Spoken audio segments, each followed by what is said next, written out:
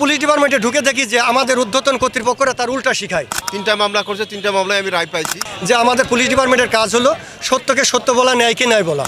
আমার একটাই দাবি যে আমাদের আসলে ভুয়া না, সরকার আমাদেরকে ভুয়া বলছে। অর্থাৎ হ্যাঁ, আমরা পুলিশ ডিপার্টমেন্টে অনেক আশা এবং অনেক স্বপ্ন নিয়ে ভর্তি হয়েছিলাম প্রত্যেকেই, কিন্তু পুলিশ ডিপার্টমেন্টে ঢুকে দেখি যে আমাদের ঊর্ধ্বতন কর্তৃপক্ষরা তার উল্টা শিখায়। তারই মতো তার একটা দৃষ্টান্ত ঘটনা, ঢাকার 0 পয়েন্টে তখন আমাদের পুলিশ সদস্যদের উপর আওয়ামী লীগের লোকজন বোমা হামলা করে, এর দায় চাপায় বিএনপির উপর। এর রাজসাক্ষী হতে বলায় আমরা বিএনপির বিরুদ্ধে আমাদেরকে এটা রাজসাক্ষী হতে বলে, কিন্তু আমরা এর প্রতিবাদ করাই যে স্যার এটা বিএনপির লোক করে নাই, করেছে আওয়ামী লীগের লোকের জন্য। এত বড় মিথ্যা কথা বলা যাবে না। এই কারণের জন্য আমাকে বিএনপি ট্যাগ লাগিয়ে ঢাকার থেকে খুলনাতে পোস্টিং করে দিয়ে তারপরে আমাকে বিনা কোনো তদন্ত ছাড়াই আমাকে চাকরিচ্যুত করে, এবং শুধু চাকরিচ্যুত করে তারা ক্ষান্ত নেই আমাকে যাতে আমরা আইনের আশ্রয় না নিতে পারি, আমরা যেন কোনো জায়গায় মামলা না করতে পারি, এই বিষয়ে আমাদেরকে শাসন ভয়ভীতি দেখানো হয়।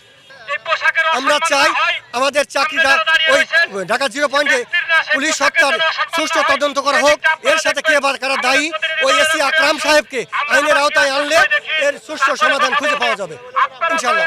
আমরা চাই আমাদেরকে মানবিক কারণে আমার কাছ থেকে আশুলিয়া থানার এএসআই আব্দুল সালাম আমার কাছ থেকে 2,78,000 টাকা জনসম্মুখে অনেক দোকানদারের সামনে এই ঘটনাটা ঘটিয়েছে।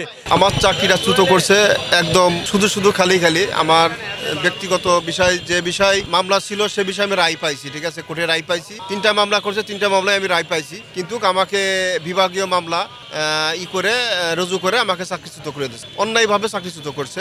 আসলেও যে বিষয় আমার এই মামলা হয়েছিল আসলে সিম্পল একটা বিষয়, তারপরেও আদেশ না মানার কারণে আমার চাকরিটা চ্যুত করে দিয়েছে।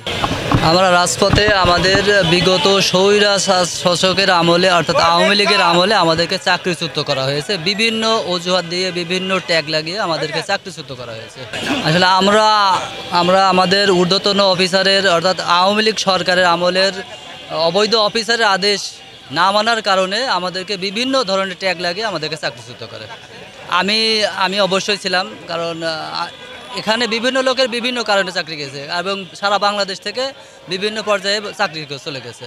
এখানে কোনো ব্যক্তিগতভাবে আমি যে এখানে থাকবো এমনটা না, আমি ছিলাম সেখানে আমাকে এইভাবে ট্যাগ লাগিয়ে আমাকে চাকরিচ্যুত করেছে। আমি ছিলাম মুক্তিযোদ্ধা একজন পোষ্য, তো আমাকে যখন ভুয়া মুক্তিযোদ্ধা বলে, বাট তখন আমার নামে মামলা হয়, আমি কোর্ট থেকে প্রমাণ করেছি আমি ভুয়া না, তারপরেও আমাকে তারা চাকরিতে ডিসমিস করে দেয়, আমাকে চাকরিতে বাড়িতে পাঠিয়ে দেয়। আমার পোষ্য এখনও পর্যন্ত ভাতা পাই, এবং আমার পোষ্য মারা গেছে, তো তা এখনও পর্যন্ত আমার মামারা বা আমার মা এখনও পর্যন্ত ভাতা পায়। আমার একটাই দাবি যে আমাদের আসলে ভুয়া না, সরকার আমাদেরকে ভুয়া বলছে। অর্থাৎ পুলিশ অবৈধ যে আদেশ না মানার কারণে আমাদের ঊর্ধ্বতন অফিসাররা আমাদেরকে চাকরিতে